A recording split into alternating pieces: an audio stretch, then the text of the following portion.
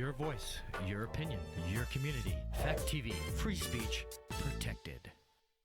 Turn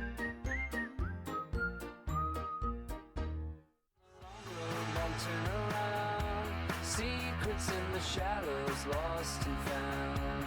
Truth in every echo, loud and clear. Keep on with the long road, no more fear. In the halls of power, whispers grow. Every secret cut beneath the undertone. Honest stories hidden in the dust. On this long road, in the truth we trust. Hello, welcome to The Long Road. I'm your host, Chris Roberts. We're here at Fact TV. This will be my last show of the year, as the people here will get a well-deserved break. Being the last show of the year, I figured I would come up with some pretty divisive topics, things that would be sure to irritate some people. Other people would be happy that they were talked about, and some people just close their mind and will not listen to anything I have to say. That's all right. That's one of the benefits of TV. You can turn the channel, you can turn it off, and you can do things else. But one of the first things I'm going to talk about is school choice. Donald Trump wants more school choice. Republicans want more school choice. And they're saying that public schools are not doing their job. Well, if only 56% of Americans can read at 5th grade or better, that's not really good. So, public schools, really since the 1800s, when public schools were first opened in Massachusetts, public schools was a way to give the average child the opportunity to learn how to read, write, and do arithmetic. And what people fail to realize, excuse me, up until really the World War II, until after the World War with the GI Bill, only about the top 20% of the kids ever had a chance to get a quality education and possibly go on to college. Most kids dropped out at 4th grade, 6th grade, 8th grade, because there was plenty of basically sweatshop working jobs. You know, if you go on to Library of Congress and other ones, you'll see kids 8, 9 years old working in the coal mines, girls 8, 9 years old shucking oysters, 9, 10, 11 working in sweatshops and the mill factories and things like that. And when you go and look at that, that wasn't very long ago. Teddy Roosevelt, we're talking about 100 years ago, came along and talked about, hey, we have to have child labor laws. Other people came along and says, you know what? We have to have children get the chance to come on and be educated. Well, for the vast majority of people, public schools was the only game in town because most of them couldn't afford to go anyplace. Well, now all of a sudden, public schools were overwhelmed by a lot of children whose parents never graduated from high school. My mother only went to 9th grade. Her last husband, my stepfather, only went to 4th grade. My real father only went to 8th grade. His mother only went to 6th grade. That was normal. Then all of a sudden, 60 years ago, a lot of the people who never had the opportunity to go to school or quality school came into the school system. Then the baby boomers, all of them just came into a school system that was totally overwhelmed. When I went to school, we didn't have special ed students in our school because we had Ruggles School. Ruggles School was where all the special ed kids went. And usually they stayed in Ruggles School until they were 16 because that was a mandatory age in Massachusetts, and they disappeared.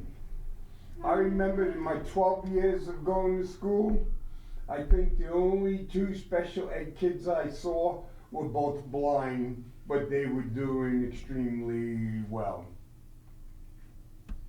Well, now it's overwhelmed, and so what do? Then when I went to school, we had 22 English classes, and then it was tiered up depending on your level. But then we came in and said, no more tracking, no more tech, no more vocational, no more standard. We're all basically going to be the same. Well, but what we did is we changed names for him. So instead of regular English, Foundation English, Foundation Math. What does that mean?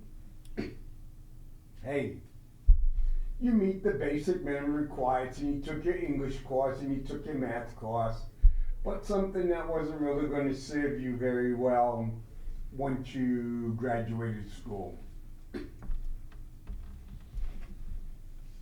If you were an inner city kid, if you were inner city black, inner city Hispanic, and inner city Asian, not Chinese, not Korean, not Japanese, maybe Cambodian, Laos, Thailand, a bunch of the places that had poor education systems, the chances of you getting getting an education at all was very, very slim. As a matter of fact, it was an embarrassment, and I think it's a very civil right issue, the fact that, and there's a girl in Connecticut right now suing her school system because she's getting ready to graduate and she can't read.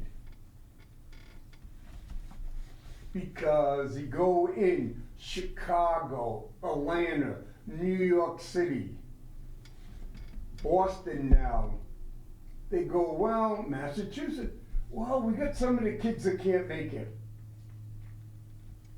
Well, this is what we do. It seems like every time they run into a problem, lower the standards, lower the standards, lower the standards. And they're not helping the kids who need it the most. So, here what comes in. I can say, hey, I don't want my kid going to that school. I'm paying $10,000 a year taxes, like $5,000, and my kid can't get a good education. So I'm paying school taxes so other people's kids to go to school, but then I have to pay extra money for my kids to go to a parochial school or a private school.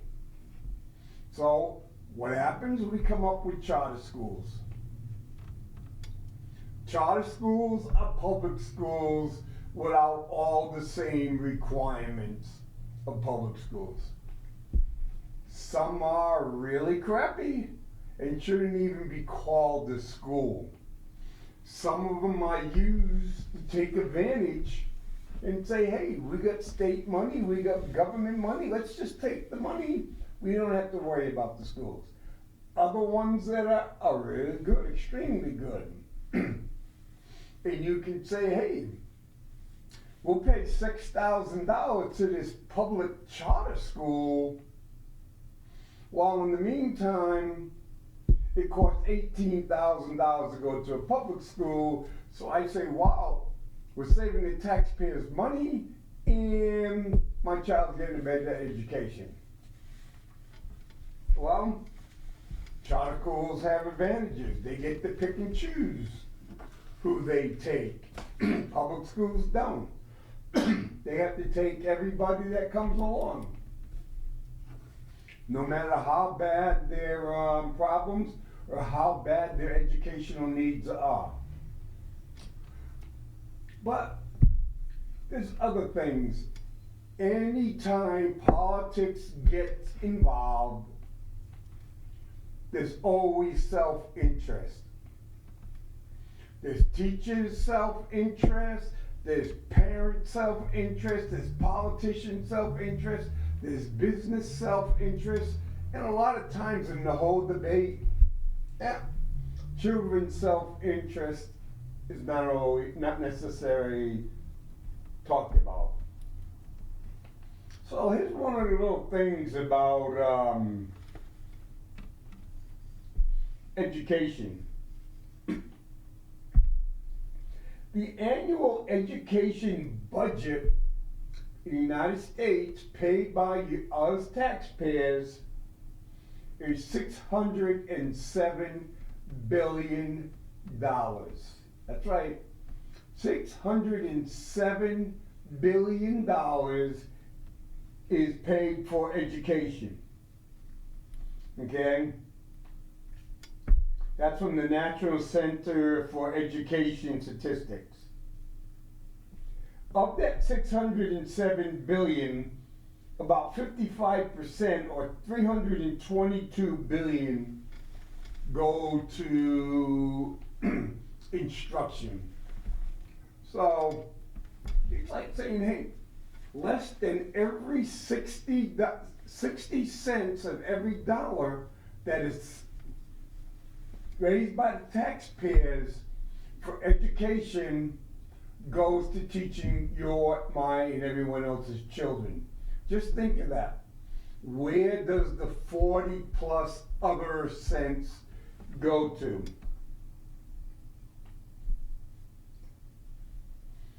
Do you know there's only a couple of corporations that produce educational material? And with that educational material, schools around the country spend $20 to $30 billion a year buying books. Okay? And then you've got other ones that provide the testing.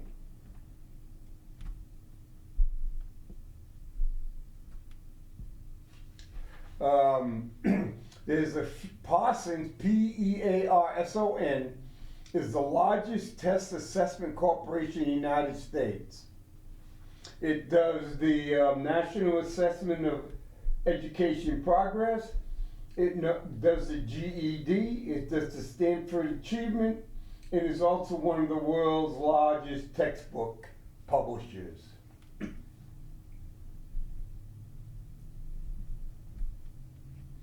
And so what happens after we spend all this money, we get all these books, and the schools fail? Well, failing schools are usually stuck in two choices.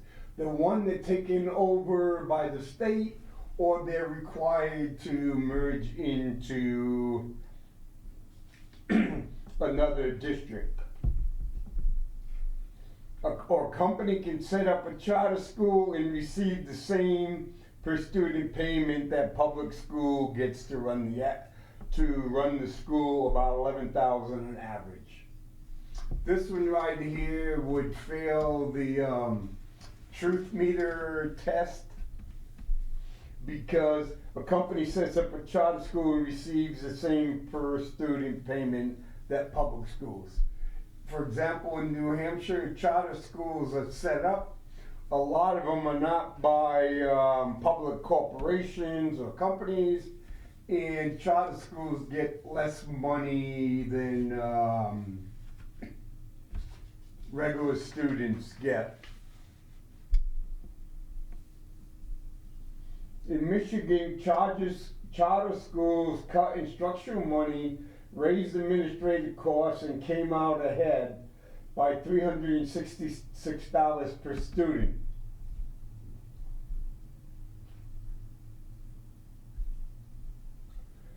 So if you have, yes, there are some companies that go create charter schools. One is the KIPP Academy. And for example, so if they use the Michigan one, they're saving $366. It doesn't really look like much, but if there's a lot, you save money. Says in Ohio, charter schools teachers make 59% of what public school teachers. Average public school teacher in Ohio is $56,992. The charter school average is $33,888. It's what is better? Is charter schools better? Is religious schools better? Is public schools better? They all serve needs of students. Each one is really pretty good for the needs of the students, of the majority of the students they serve. Okay? I may have a child who may not able to fit into the loose structure of a Waldorf school and may need more of a strict structure of a boarding school or a public school. There's so many. But what the public schools are going to have to do, they have to, especially in the next 4 years, they have to up their game. They have to get better educational outcomes. Because if their outcomes are not improving and they lose the faith of more and more parents,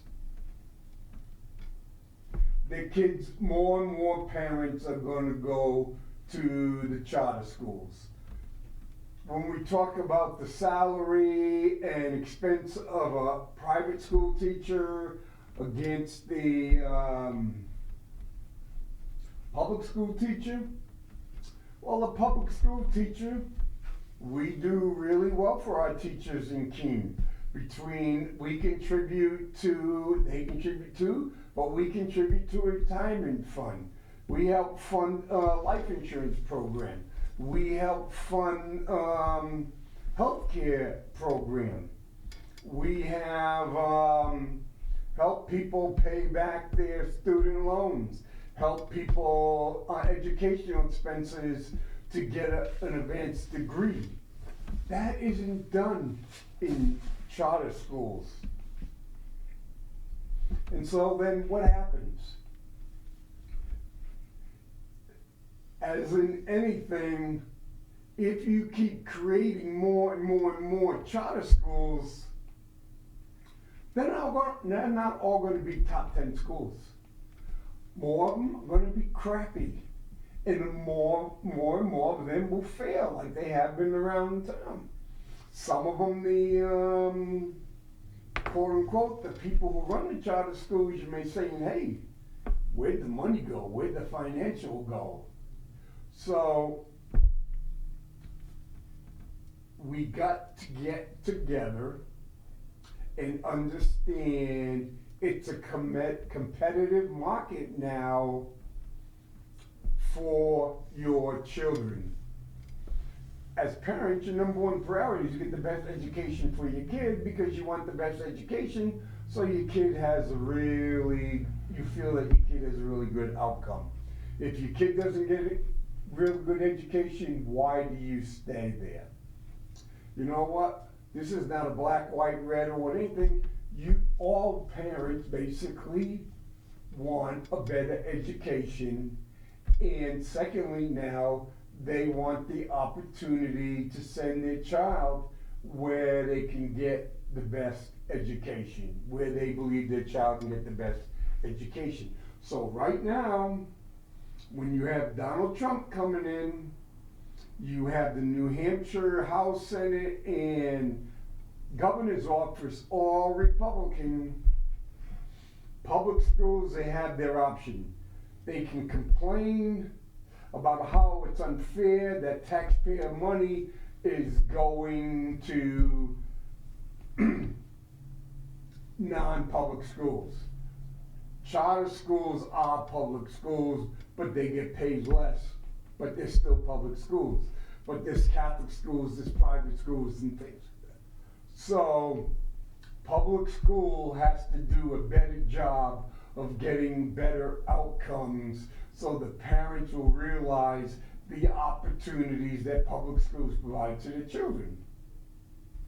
And the court said, yes, you can use the tax scholarship fund to help pay or give vouchers for children to go to religious and other non-public schools.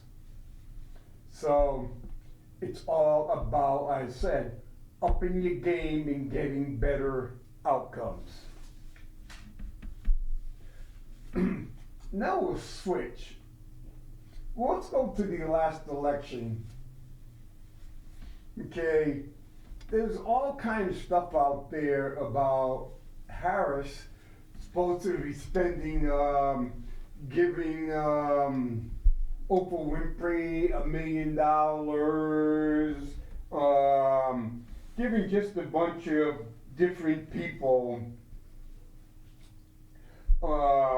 money.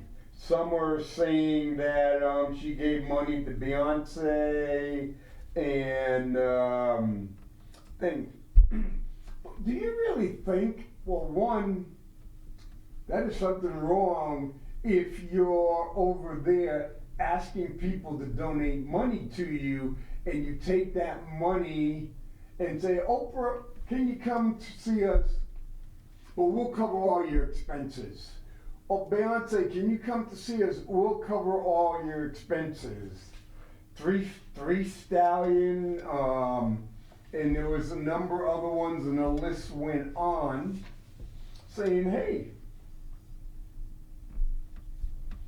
and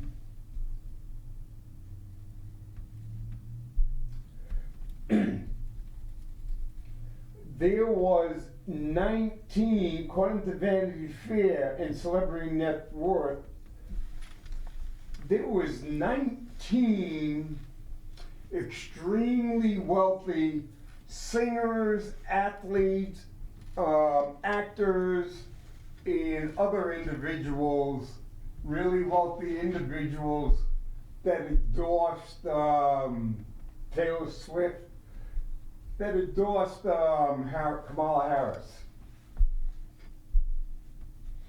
Okay, just think, wait a minute. If Taylor Swift says, vote for Kamala Harris, how many adults do you think would vote for Kamala Harris because Taylor Swift said so? Or George Clooney, Oprah Winfrey, or Beyonce, or Three Stallion, or a number of people that did that. LeBron James, Taylor Swift is worth 1.5 billion. LeBron James is 800 million. Bruce Springsteen is 750 million. And I go, what does Taylor Swift or Beyonce or George Clooney or LeBron James, what do they know? How do they know how I live? LeBron James has more bathrooms in his house than I have room in my house. LeBron James doesn't have to be worrying about paying his bills. LeBron James gets more playing one basketball game than I'll get in a year. Taylor Swift, look at the amount of money Taylor Swift will get in giving one concert, or putting out a song on Spotify and getting the royalties. Bruce Springsteen, George Clooney. Well, George Clooney's got a house in Italy and he's got other places. So me as the average voter, do I connect with George Clooney or Beyonce or Taylor Swift or Bruce Springsteen? Hey, I like some of Bruce Springsteen's music. I like a few of Beyonce's songs. I like a few of Taylor Swift's. I've liked some of George Clooney's acting. I liked his stuff when he was at ER. But I don't view them as knowledgeable at all on political failures. They may be top in their fields, but I don't view them as leaders. If I wouldn't vote for Bruce Springsteen or Beyonce or LeBron James, why would I listen to and then tell me how to vote? Well, you know what? We'll go to the other side. Donald Trump. I'm not listening to Kid Rock, so Kid Rock can tell me how to vote. Joe Rogan is out there to make money. He does what's best in their best interest. These 17 extremely wealthy people that endorsed Kamala Harris did it not out of love of Kamala Harris. They did it because they felt it was in their best interest to get Kamala Harris elected as President of the United States. They get Kamala Harris elected as President of the United States. They get on, watch the White House invite list. They get to do this. They go there. That stuff happens. That's how the game is played. So why?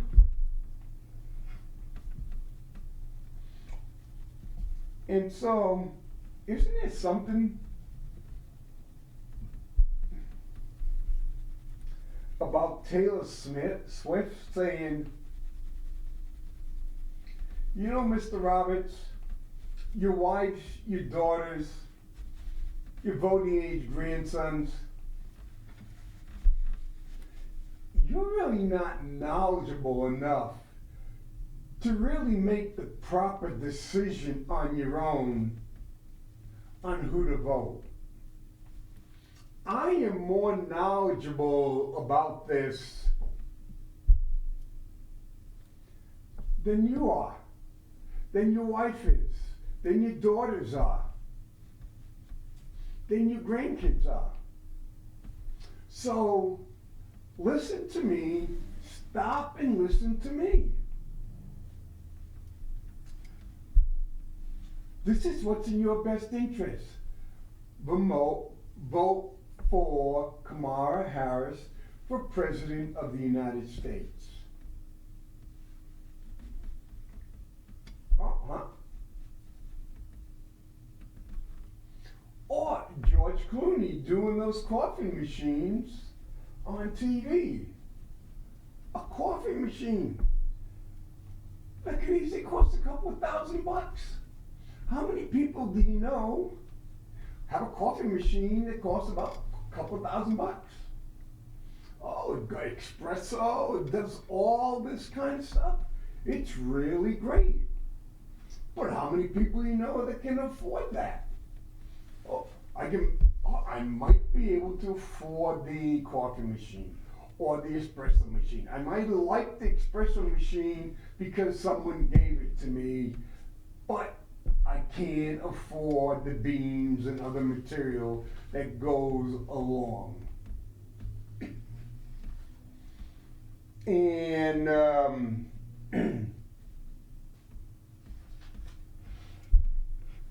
and like this one says, what do big multimillionaires like Bruce Springsteen and LeBron James or Taylor Swift with 1.5 billion know about the struggles of the average American paying 30 to 50% more for groceries and gas since Joe Biden and Kamala Harris took over? And so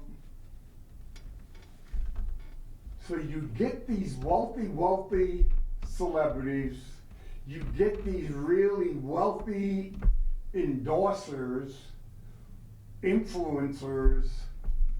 Oh, I got 7 million TikTok friends or 8 million Instagram friends. You know, looking at this election, if Kamala Harris looks, she calms down, goes back, takes a vacation after she leaves the Naval Observatory and just sits back and reflects over what happens, what happened, what went wrong, or she has other people do the research in the campaign. I think, in my personal opinion, Kamala Harris bringing out some of the richest people in America, endorsing her for president, endorsing her as for president of the United States, of the Working People's Party, the Democrats, the party of the union, the party of the hard workers, the party of people of color.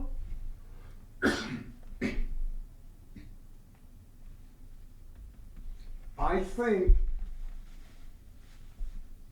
what someone right here, way back, whispered in her ear, says, Kamala, Madam Vice President, this will be a great idea. Getting these really extreme, wealthy, with high face recognition, endorses, actors, athletes, movie stars, singers. I think it will do really good. Well, there was another person that said that. It goes, you know what, boss? I got a really good idea. We can turn this into a national campaign. We'll just let it go to March Madness when we have millions and millions, tens and tens of millions of people watching NCAA March Madness tournament basketball.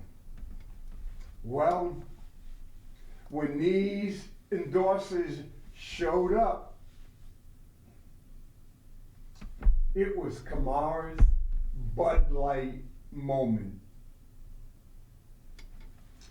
Bud Light has dropped so far because that was the people, the ad person who was setting that, and the person that was listening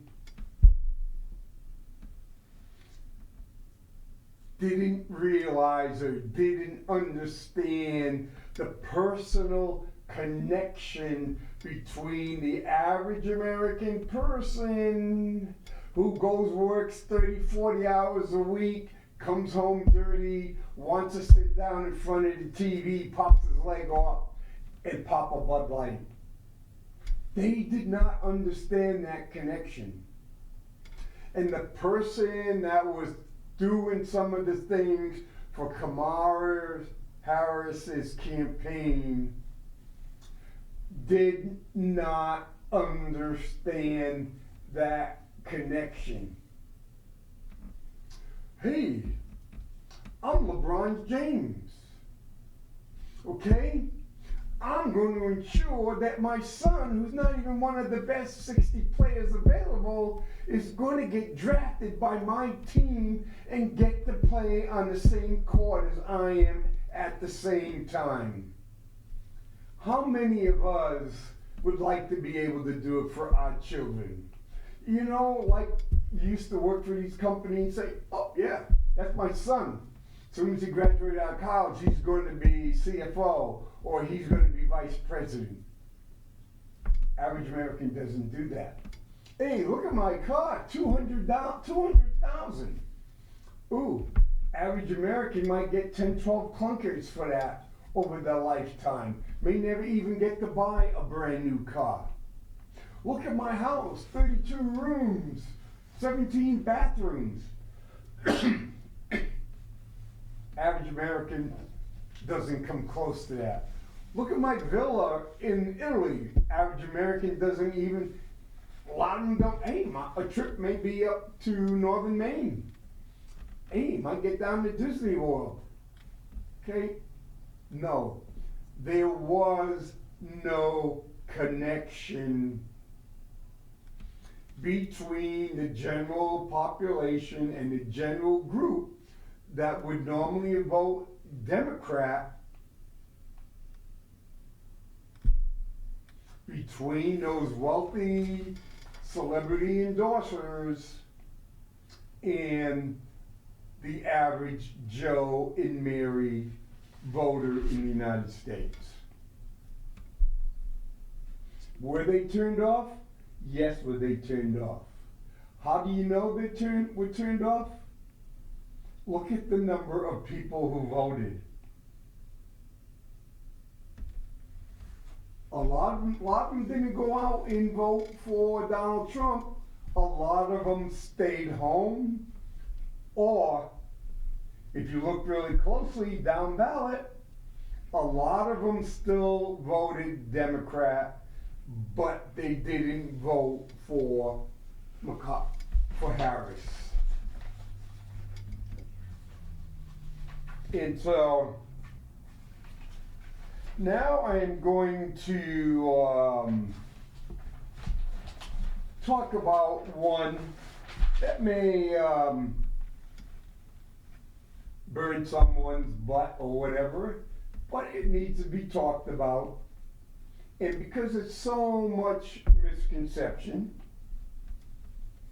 and this is one of the things that is going to be at the forefront, and it's going to be under constant attack in the new administration, and Supreme Court is weighing in on some decisions. We're waiting for some more. States are passing different laws. There's some in New Hampshire where the judge said some for individually. The question is, but part of it is, we in the United States, it's kind of like we get our claws in or get our teeth into something, and we keep going at it, clawing at it, but not stopping. Not knowing how much did you get. You can't have an all or none mentality. You keep going, but you got to take breaks, and you can't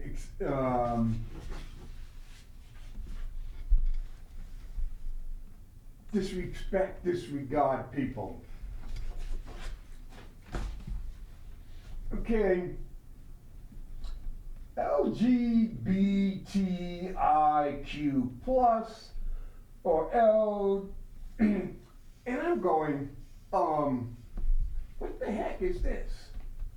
You know, when I was growing up, yes, there was lesbians, there was bisexuals, and there were gays. Yes.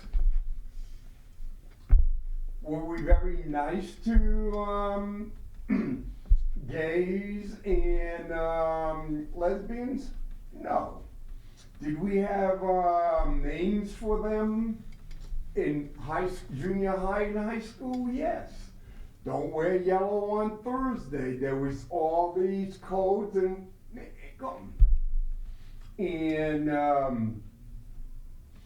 so LGBTIQ plus stands for lesbian, gay, bisexual, trans, intersex, queer, or questioning. Okay? When I was growing up, one of the two most derogatory comments that you could call a gay person was queer or fag. Then you don't call them that. That was totally being disrespectful. We have grown up and we have learned not to use those words. And then all of a sudden, the Q word comes back. And I'm going, oh, what? I was in Disneyland with my children, and I saw about 3 or 4 women, and they had shirts on and had holes in it, and in print, queer and proud of it. And I'm going, wow, that's a pretty offensive word. And so then the Q word became like the N word. If you're black, you can use the N word. If you're Q, you can use the Q word. Becomes really confusing. Intersex, yeah. Some people are born with 2 sexual parts, and for years doctors would talk to the parents, and then they would do surgery to make up the determination which way the child is gonna grow. Well, there's a girl from Africa who sets all kinds of records, but she's banned from the Olympics because while she looks female on the outside, inside her body she has also male sex organs. So, it can go either way. And then questioning, you don't know, people question. Okay, how much has changed? In 2013, Pew Magazine, more of a central left Pew organization, more of a left to central type research did a bunch of work. Okay, that was a little bit after where I stood up in the State House, and 3 times I went to the floor to support New Hampshire to having marriage equality. Not gay marriage, not lesbian marriage, marriage equality, ensuring that the government was not into deciding who was getting married and why they were getting married. So New Hampshire has marriage equality. If you want to hate somebody, you can hate me because we made a big difference and we argued for it and we barely got it passed. In 2013, Pew, an overwhelming share of American lesbians, gay, bisexual, and transgender adults, 92%, said society had become more acceptable of them in the past decade, and an equal number expected it to grow more accepting in the decade ahead. So, 2013, 92% of LGBT said America was more accepting of them than 2003, and they expected America to be more accepting of them in 2023. Okay? At the same time, however, a nationally represented survey of 1,197 LGBT adults offered testimony to the many ways they feel they've been stigmatized by society. 39% of LGBTs say at some point in their life they were rejected by a family member or a close friend because of their sexual orientation or gender. 30% they've been physically attacked or threatened.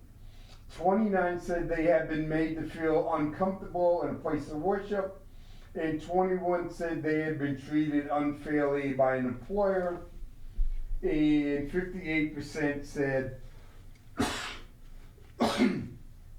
they've been the target of slurs and jokes. One of the things that I would have questioning here is when they say 30% say they have been physically attacked or threatening, that should be two separate categories. Because how do I not know that 5% of them had been physically attacked and the other 25 had been threatening, or vice versa?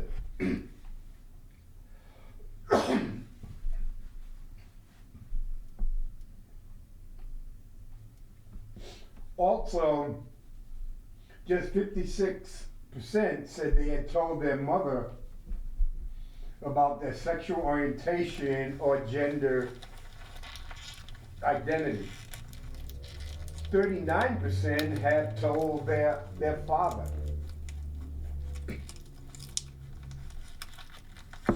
Most of them did tell a parent that it was difficult, but relatively few said it damaged their relationship. Well, it's kind of like in the 50s, in the 60s, and the 70s, where you would see, even in the movies and things like that, where you see an old man go and saying, hey,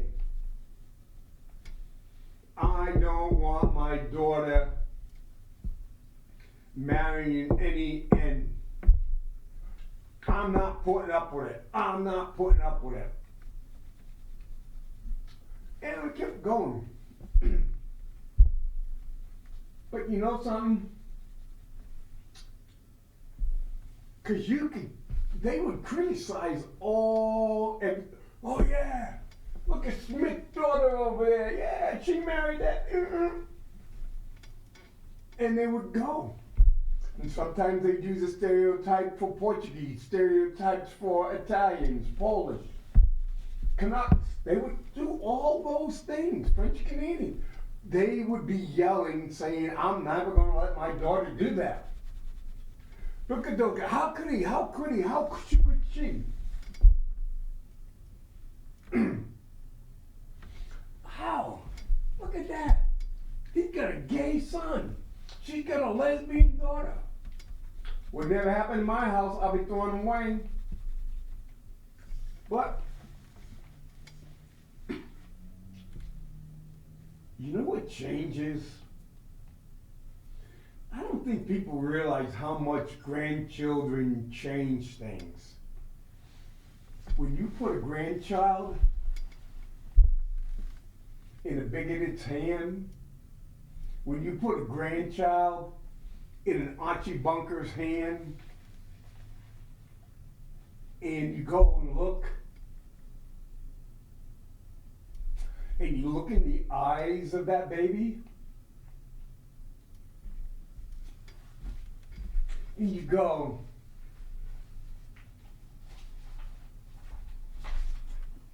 instead of wanting to show indifference to other people's gay children, lesbian children, transsexuals children, children of color, children of other nationalities, religions. When you hold that grandchild in your hand and you look at that grandchild looking back at you or wrapping their little fingers around your baby finger, that grandchild has the ability to melt the heart of some of the most racist, bigoted, homophobic people out there.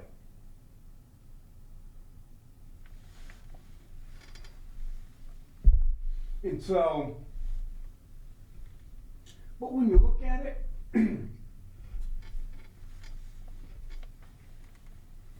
one of the things about the United States, our culture,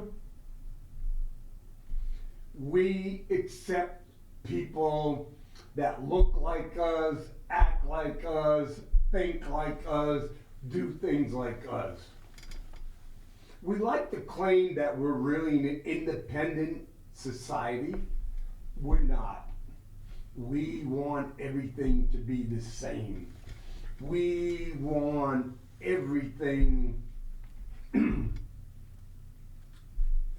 be comfortable. How? Okay. Maybe for the past 5, 6, 7 years, a little bit more, you're seeing interracial couples, interracial children in the white man, the Asian wife, the white woman with the black man, or the biracial black and biracial there, and their kids, and sometimes the only way you can tell them they're biracial is because of the way the hair goes. People are getting comfortable with that because the ads are showing it over and over. The ads have nothing to do with making America a better place. The ads are looking at where the money is.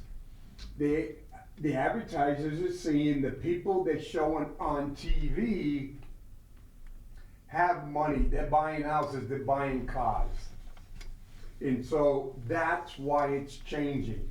So that kind of, those people in there are falling in. They're merging in. As they say, they speak the Queen's English. All these different things. Okay? But if I'm a lesbian, hey, I can get married. I don't even have to tell I got married. I can get pregnant. Or my spouse or whatever can get pregnant. Bingo. I can be a lawyer, I can be a doctor, we can just go. Hey, no one knows. Because unfortunately we have an idea that lesbians have to be really butch. You can be gay. Gay doctor, bang, oh, gay politician. No one knows unless someone says anything because we have a definition of gayness. Bisexuals, you don't know about them unless they say. Transgender, they have it extremely rough. If you're transgender and you don't have a lot of money for surgery and all kinds of stuff, you're stuck. If you're transgender and you want to get a good paying job, you're really stuck, because there's still transgender, homophobia, all this kind of stuff. A transgender, it is really tough to fit into the American concept. Here's the thing, if you look at over the last 100 years, and even now, if I want to go to Key West, Florida, go in there, some of the biggest packed shows are drag shows. All through we've had places where straight men and women go to drag shows, and they have no problem whatsoever. But they have a problem. You know, Vegas, some of the big shows are drag shows. You know it's not Cher, you know it's not Diana Ross, but you go. But you don't, we as a society do not give the same courtesy that we give the majority of lesbians and gays and bisexuals to transgender.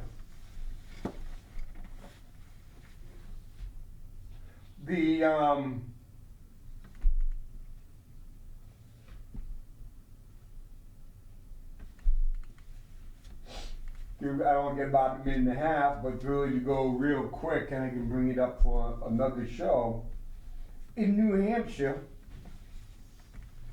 between 13 and 17, 0.84, less than 1% or 700 are transgender. 18 to 24, it's 1.53% or a little bit less than 2,000. 25 to 64, less than 0.5% for about 3,500, and 65 plus for 0.3, a third of a percent for about 900. So when you look at all the individuals in New Hampshire, basically, so you'd have a half out of every 100. So you would need, out of every 200 people you see, maybe one would be transgender. So think about that. Treat everybody nice and have a good holiday and be safe, and hopefully it will be a white Christmas.